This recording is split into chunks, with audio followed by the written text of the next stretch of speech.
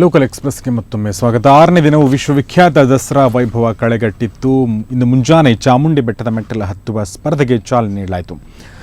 General Thimmaiah academy ಆಯೋಜಿಸಿದ್ದ ಈ ಸ್ಪರ್ಧೆಯನ್ನು ಚಾಮುಂಡಿ ಬೆಟ್ಟದ ಪಾದದಲ್ಲಿ ಚಾಲನೆ ನೀಡಲಾಯಿತು. ಸ್ಪರ್ಧೆಯಲ್ಲಿ ನೂರಾರು ಯುವಕ ಯುವತಿಯರು ಪಾಲ್ಗೊಂಡಿದ್ದರು. ಇನ್ನು ರಾಜವಂಶಸ್ಥ ಶ್ರೀಕಂಠದತ್ತ ನರಸಿಂಹರಾಜ ಒಡೆಯರ್ ಇಂದು ಅರಮನೆ ಕನ್ನಡಿ ತೊಟ್ಟಿಲು ಹಾಲ್ನಲ್ಲಿ ಸರಸ್ವತಿ ಪೂಜೆ ನೆರವೇರಿಸಿದರು. ನವರಾತ್ರಿಯಲ್ಲಿ ಬರುವ ಮೂಲ ನಕ್ಷತ್ರದಲ್ಲಿ ಒಡೆಯರ್ ಅವರು ಸರಸ್ವತಿ ಪೂಜೆ ನಡೆಸುವುದು ಸಾಂಪ್ರದಾಯಿಕ ಪರಂಪರೆಯಿಂದ ನಡೆದುಕೊಂಡು ಬಂದಿದೆ. ಈ ಹಿನ್ನೆಲೆಯಲ್ಲಿ ಒಡೆಯರ್ 1 ಗಂಟೆಗೂ ಹೆಚ್ಚು ಕಾಲ ಪೂಜೆ ನಡೆಸಿದರು. ಸರಸ್ವತಿ ದೇವಿ ವೀಣೆ, ತಾಳೆಗರಿ, ಭಗವದ್ಗೀತೆ ಹಾಗೂ ಪ್ರಮುಖ ಗ್ರಂಥಗಳಿಗೆ ಪೂಜೆ ಮಾಡಿದರು.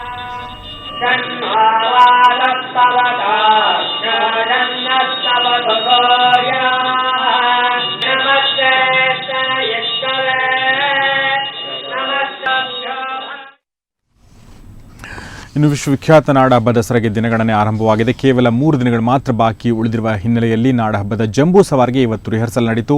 ಕಳೆಗಟ್ಟುತ್ತಿರುವ ನಾಡಹಬ್ಬ ದಸರೆಯ ಪ್ರಮುಖ ಆಕರ್ಷಣೆ ಈ ಜಂಬೂ ಸವಾರಿ. ಇಂಥ ಅಪರೂಪದ ಕ್ಷಣಗಳ ರಿಹರ್ಸಲ್ ಹೇಗಿತ್ತು ಬನ್ನಿ ನೋಡೋಣ.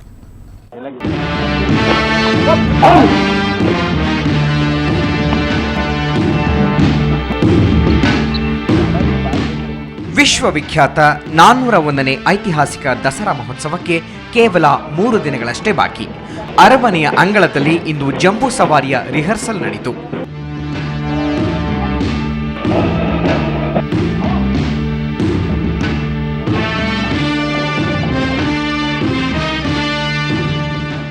ಸುಮಾರು 750 ಕೆಜಿ ತೂಕದ ಚಿನ್ನದ ಅಂಬಾರಿಯ ಮೇಲೆ ನಾಡ ಅಧಿದೇವತೆ ಚಾಮುಂಡಿ ತಾಯಿಯನ್ನ ಹೊತ್ತು ಸಾಗುವ ಗಜಪಡೆಯನ್ನ ಕಣ್ತುಂಬಿಕೊಳ್ಳುವುದೇ ಧನ್ಯ. ಇದಕ್ಕಾಗಿಯೇ ಕ್ಯಾಪ್ಟನ್ ಬಲರಾಮ ನೇತೃತ್ವದ 13 ಆನೆಗಳಿಗೆ ಸತತವಾಗಿ ತರಬೇತಿ ನೀಡಲಾಗ್ತಾ ಇದೆ. ಹೀಗಾಗಿ ಅಂಬಾರಿಯನ್ನ ಅರಮನೆ ಅಂಗಳದಲ್ಲಿ ಹೊತ್ತ ಬಲರಾಮ ನೇತೃತ್ವದ ತಂಡ ಹೇಗೆ ಸಾಗಬೇಕು, ಯಾವ ಹಾದಿಯಲ್ಲಿ ಸಾಗಬೇಕು, ಅಂಬಾರಿ ಹೊತ್ತ ಕ್ಯಾಪ್ಟನ್ ಬಲರಾಮ ಏನೆಲ್ಲ ಮಾಡ್ತಾನೆ, ಎಲ್ಲವೂ ಇಂದಿನ ರಿಹರ್ಸಲ್ನಲ್ಲಿತ್ತು.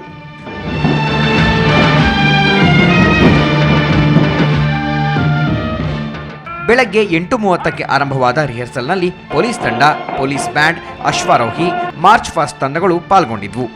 ಜಂಬೂ ಸವಾರಿಯ ದಿನದ ಪ್ರತಿಯೊಂದು ಆಚರಣೆಗಳ ಪೂರ್ವಾಭ್ಯಾಸ ನಡೆಯಿತು.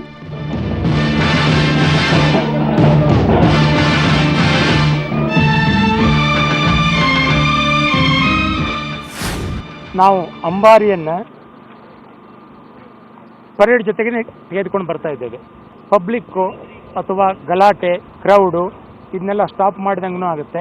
ಆನಂತರ ಅಂಬಾರಿಯನ್ನು ಇಲ್ಲಿ ತೆಗೆದುಕೊಂಡು ಬರಬೇಕಾದ್ರೆ ಅದಕ್ಕೆ ಒಂದು ಗಾಂಭೀರ್ಯ ಅಂಬಾರಿಗೂ ಬರುತ್ತೆ, ಪರೇಡ್ಗೂ ಬರುತ್ತೆ. ಈ ಬಾರಿ ಅಂಬಾರಿಯನ್ನ ಪರೇಡ್ ಜೊತೆಯಲ್ಲೇ ತರಲಾಗುತ್ತಿದೆ. ಪ್ರವಾಸಿಗರ ಕಿರಿಕಿರಿ ಹಾಗೂ ಅಂಬಾರಿಗೆ ಗಾಂಭೀರ್ಯ ತುಂಬುವ ಉದ್ದೇಶದಿಂದ ಅಂಬಾರಿಯನ್ನ ಪರೇಡ್ ಜೊತೆ ತರುತ್ತಿರುವುದು ಈ ಬಾರಿಯ ವಿಶೇಷ.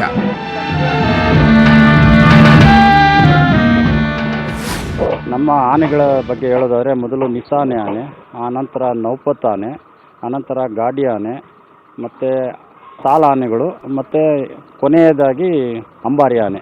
ಈ 4 ತಂಡಗಳಾಗಿ ನಮ್ಮ ಆನೆಗಳನ್ನು ನಾವು ಇದರಲ್ಲಿ ರಿಹರ್ಸಲ್ ಮಾಡಿಸ್ತಾ ಇದ್ದೀವಿ. ವಿಶ್ವವಿಖ್ಯಾತ 401ನೇ ನಾಡಹಬ್ಬ ದಸರೆಗೆ ಮೈಸೂರು ಸರ್ವ ರೀತಿಯಲ್ಲೂ ಸಕಲ ಸನ್ನದ್ಧವಾಗಿದೆ. ರವಿ ಪಾಂಡವಪುರ, ಸುವರ್ಣ ನ್ಯೂಸ್ 24/7 ಮೈಸೂರು. ಸಾಂಪ್ರದಾಯಿಕವಾಗಿ ವಿಧವೆಯರಿಗೆ ಹಿಂದೂ ಸಮಾಜದಲ್ಲಿ ಗೌರವದ ಸ್ಥಾನಮಾನ ಇಲ್ಲ. ಅವರು ಅಮಂಗಲೆಯಿರುವಂಥ ಯಾವುದೇ ಶುಭ ಕಾರ್ಯಕ್ರಮದಲ್ಲಿ ಭಾಗವಹಿಸಲು ಅವಕಾಶ ನೀಡುವುದಿಲ್ಲ. ಆದರೆ ಮಂಗಳೂರಿನ ಕುದ್ರೋಳಿ ದೇವಸ್ಥಾನದಲ್ಲಿ ಗಂಡನನ್ನು ಕಳೆದುಕೊಂಡ ಮಹಿಳೆಯರಿಗೆ ವಿಶೇಷ ಸ್ಥಾನಮಾನ ನೀಡಲಾಯಿತು. ಈ ಸ್ಥಾನಮಾನ ಹೇಗಿತ್ತು ಬನ್ನಿ ನೋಡೋಣ.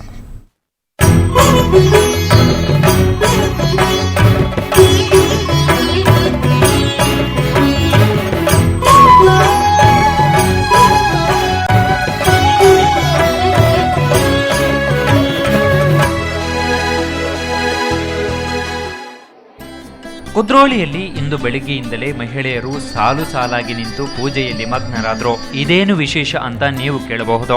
ಆದ್ರೆ ಇವರೆಲ್ಲ ವಿಧವೆಯರು. ಸಾಮಾನ್ಯವಾಗಿ ವಿಧವೆಯರಿಗೆ ಹಿಂದೂ ಸಮಾಜದಲ್ಲಿ ಗೌರವದ ಸ್ಥಾನಮಾನ ನೀಡಲಾಗುವುದಿಲ್ಲ.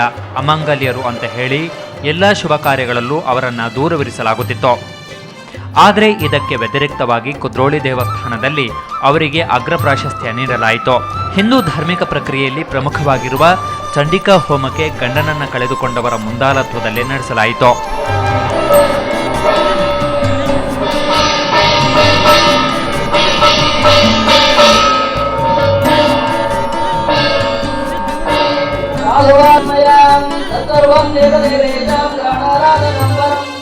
ಇದು ಏನಂದರೆ ಗಂಡನನ್ನು ಕಳಕೊಂಡ ಸ್ತ್ರೀಯರ ವಿಷಯವಾಗಿ ಅವರಿಗೊಂದು ವಿಶೇಷ ಹೋಮ, ಆಮೇಲೆ ಚಂಡಿಕಾ ಹೋಮ, ಆಮೇಲೆ ಮುತ್ತೈದೆ ಅಂತ ಹೇಳುವವ್ರಿಗೆ 5 ವಸ್ತುಗಳಿರ್ತಾವಲ್ಲ, ಅದರಲ್ಲಿ ನಾವು ಹೂವು, ಅರಸಿನ, ಕುಂಕುಮ, ಸೀರೆ, ರವೆ ಕಣಕಣ, ಬಳೆ ಇಷ್ಟನ್ನು ಆ ಹೆಂಗಸರಿಗೆ ನಾವು ಕೊಡ ಮಾಡುತ್ತೇವೆ. ಮುತ್ತೈದೆಯರ ಪ್ರತೀಕವಾದ ಜರಿತಾರಿ ಸೀರೆ, ಗಾಜಿನ ಬಳೆ, ಅರಿಶಿನ ಕುಂಕುಮ ಮತ್ತು ಮಲ್ಲಿಗೆ ಹೂವನ್ನ ವಿಧವೆಯರಿಗೆ ನೀಡಲಾಯಿತು. ಈ ಮೂಲಕ ಅವರ ಆತ್ಮಸ್ಥೈರ್ಯ ತುಂಬಿಸುವ ಕಾರ್ಯವನ್ನ ಮಾಡಲಾಯಿತು. ಸುಮಾರು 2500 ಮಂದಿ ವಿಧವೆಯರಿಗೆ ಈ ಪ್ರಸಾದವನ್ನ ನೀಡಲಾಯಿತು.